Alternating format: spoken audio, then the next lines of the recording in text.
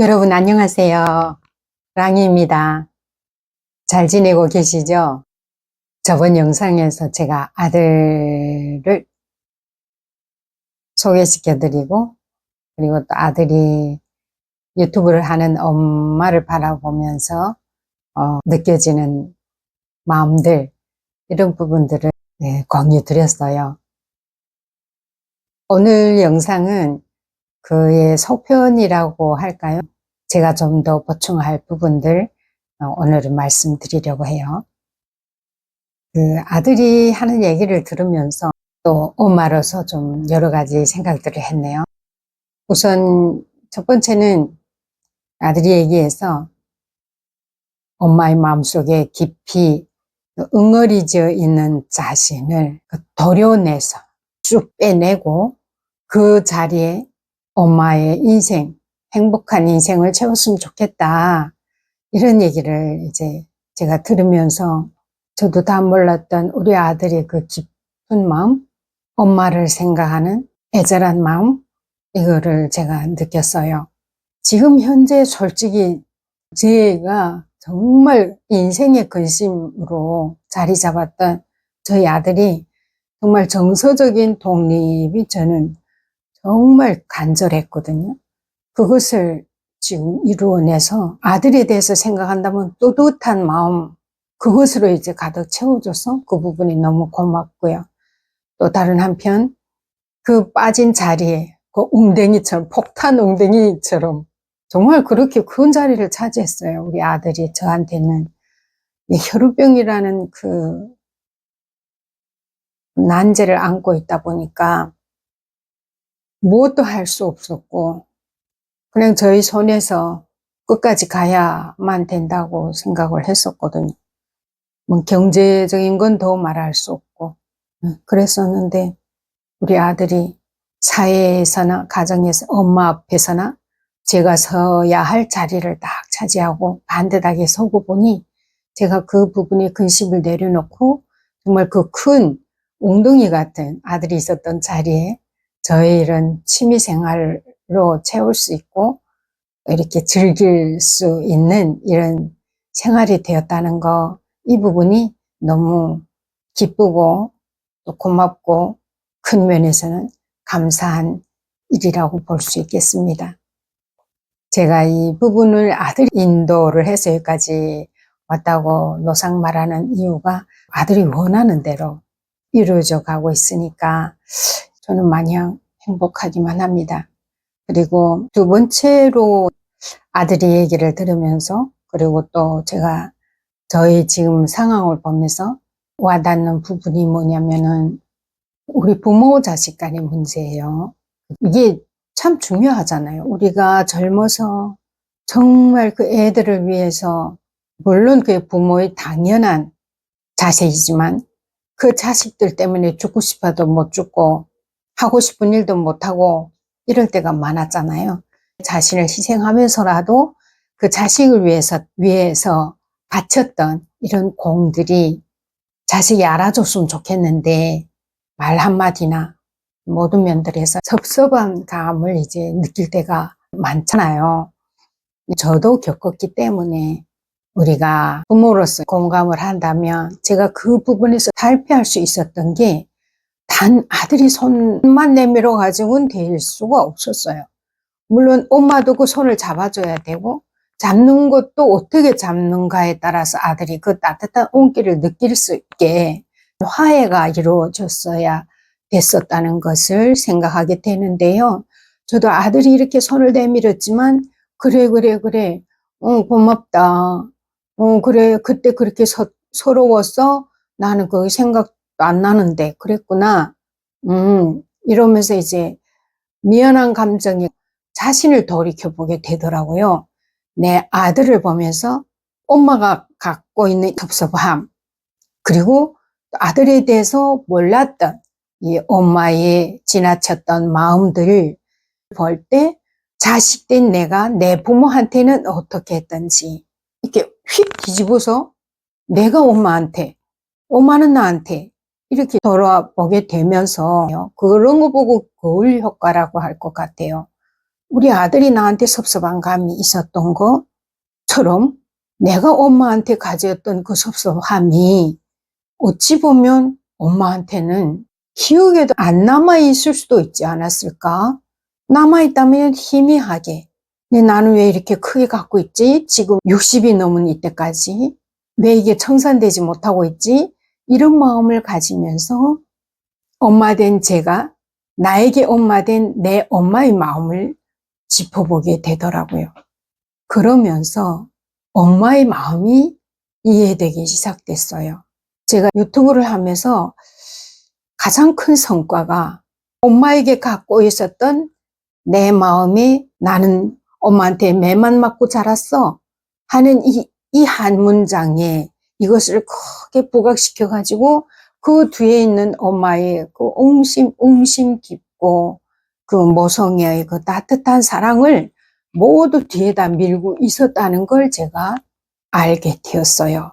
그러다 보니 엄마 생전에 내가 엄마한테 했던 행동들 이게 너무 죄송했고 나와 같은 마음이셨겠구나. 그래도 우리 아들은 다행히 저한테 손을 내밀고 그 앙금을 떨쳐내려고 노력한 덕에 우리들은 이렇게 화해가 이루어졌지만 저는 그렇게 하지 못해서 엄마하고 별로 안 좋은 감정에서 헤어졌거든요. 그래서 늦게나마 그걸 깨우치고 그래도 내 마음 위로의 영상을 찍은 게 저희 다큐 60년의 네 번째 영상이었거든요. 그래서 제 마음에는 이제는 그냥 엄마에 대한 고마움 그리고 좀 더 잘해드리지 못했던 미안함 이런 것들로 이렇게 순화가 되어 있어서 엄마하고 대화는 못해도 나름 내 혼자 엄마하고 화해를 하고 엄마를 사랑하는 마음을 갖게 되었다는 것이 아주 큰 성과의 한 가지라고 보겠습니다. 그래서 제가 오늘 말씀드리고 싶은 거는 어느 한쪽에서 손을 내밀었지만 그 손을 내가 어떻게 잡는가에 따라서 따뜻한 온기가 전달될 수도 있고 오직 혈연적인 이걸로 의무적인 이런 감정들이 오고 가냐 아니면 정말 진실로 그래 내 아들 미안하구나 그래서 내가 이랬구나 또 아들은 어머니 엄마가 이럴 수밖에 없었네요 그걸 제가 몰랐습니다 이런 마음 이게 서로 오고 가면서 정말 끌어안아도 진심으로 마음이 하나가 되고 이런 결과가 나오더라는 거죠. 그러니까 이게 살면서 티각티각 크고 작은 일들 있잖아요. 뭐 어떻게 순간에 성격이 나와서 할 수도 있고 이거 예전에는 아들이 그래 날 미워하니까 그러지 하고 시시콜콜 다 이렇게 감정으로 쌓았다면 그걸 애가 다 탁 털어버리고 에이 우리 엄마 성격 그치 아이고 엄마 정신 아직 살아있네 이렇게 아주 긍정적으로 받아들이면서 예전에는 삐뚤어져서 팍 문 닫고 나갔다 한다면 삐졌다 한다면 지금은 또 막 알았어 이렇게 정말 순화하고 이해를 하고 그런 순간들이 연속인 거예요. 예전 같으면은 뭐 밥해서 차려줘도 투정질하고 저는 많이 속상했었어요. 정말로. 근데 뭐 요즘에는 아들 저녁 뭐 먹을까? 이러면 거저 어머니 있는 대로 우리 먹읍시다.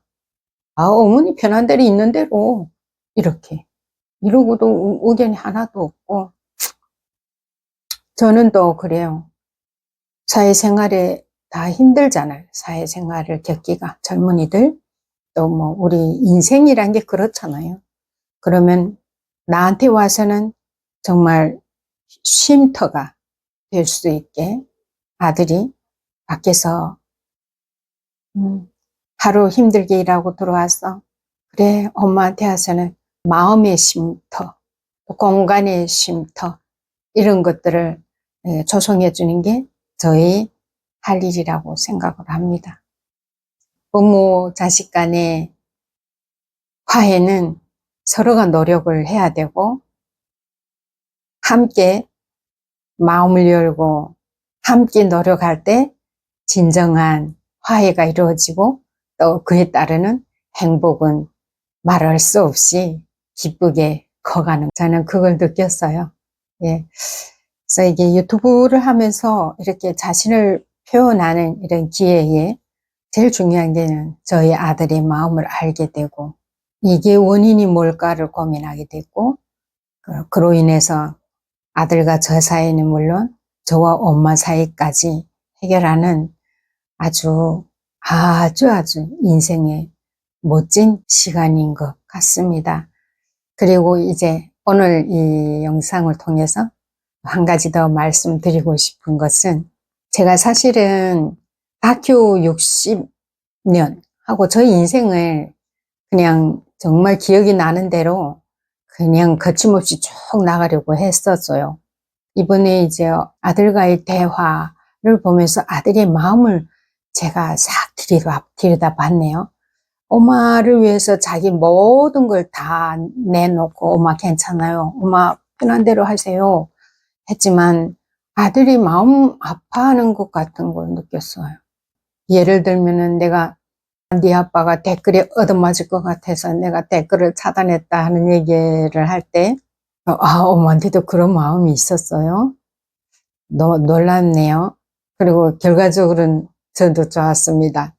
이렇게 얘기를 했단 말이죠. 그래서 내가 아들 마음 너무 고려를 못했구나, 이런 생각이 났어요. 그래서 이제 앞으로 나오는 영상에는 이제 아들이 저는 태어나서 저와 이제 아들과의 인생이 시작된단 말이에요. 그쪽에 기본 모를 받고 그 과정에 아이 아빠에 대한 얘기도 나올 거예요. 그래서 어느 정도 포함을 하고, 영상에서는 너무 아빠에 대한 리얼한 모든 걸 이제는 그만두려고 해요. 결과적으로는 이분하고 5년을 살았어요. 그러다가 이혼을 했거든요. 파혼도 할 수 없다고 생각했던 제가 이혼을 결심하기까지는 그 상황이 어땠는지를 어느 정도 짐작을 하시면 될 것 같고요.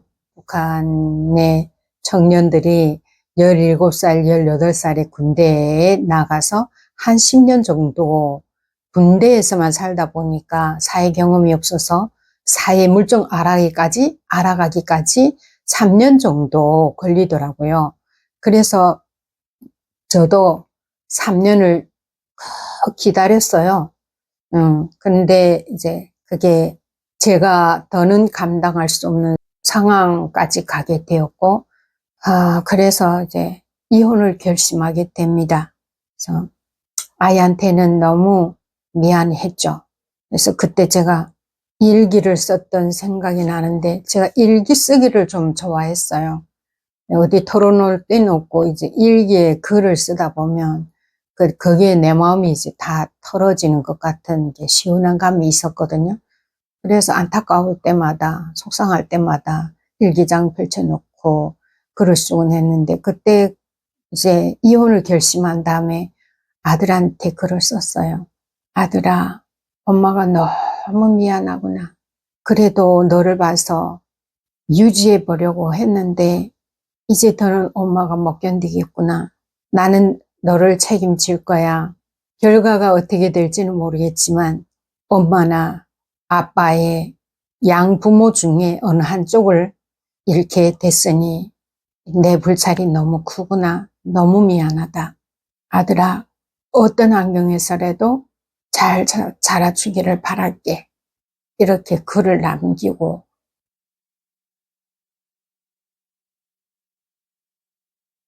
집을 뛰쳐나갔던 적이 있었거든요. 아빠와 끝까지 살지 못한 것, 내 사랑하는 아들의 생부를 끝까지 책임져 주지 못한 것, 이거는 제가 아들한테 너무 미안했죠. 그래도 저로서는 어떻게 할 수 없어서 그 길을 선택을 했고, 저와 이혼을 하고 애가 12살 때 한 7년 후에 돌아가셨어요. 그래서 이 세상 사람이 아니라고 저번 영상에도 말씀드린 거예요. 이 이야기 줄거리가 주인공이 저니까 뭐 이분에 대해서는 그냥 이 정도까지 말씀드리고 저 인생에서는 이제 빠진 거예요. 그래서 이제 애 아빠를 욕먹이는 영상은 안 만들려고 해요. 그 후에 이제 제가 아들과 함께 그 험악한 세상에서 생존을 위해서 어떻게 살았는지 하는 영상들이 이어질 거로 계획하고 있어요. 제가 나중에 글을 쓸 때는 소상히 다 밝혀보겠습니다. 아마 책이 나온 다음에 혹시 여러분들이 보시게 된다면 책 보시는 중에 책을 던져버리지 마시고 찢어버리지 마시고 불살아버리지 마시고 보시길 바랄게요.